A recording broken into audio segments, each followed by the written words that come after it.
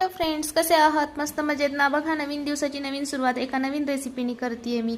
तर बघा, आज बनवली होती मस्त अशी कुरकुरीत खमंग कोथिंबीर वडी. तर म्हणलं चला हे खमंग कोथिंबीर वडीची रेसिपी तुमच्यासोबत शेअर करावी. पण ह्या छोट्याशा 1 मिनिटाच्या ब्लॉगमध्ये होतं काय ना, की पटपट रेसिपी सांगताना काही गोष्टी चुकून जातात किंवा राहून जातात. तर त्यासाठी तुम्ही आमचा मोठा ब्लॉग नक्की पहा.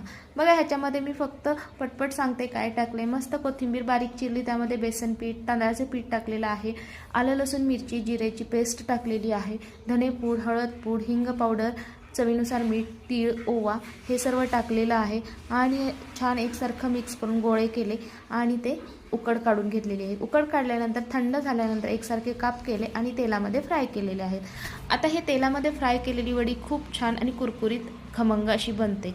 तुम्ही नक्की ट्राय करा. कशी वाटली ते नक्की सांगा कमेंट सेक्शनमध्ये. आणि हो, जाता जाताच चॅनलला सबस्क्राईब करा. Bye bye.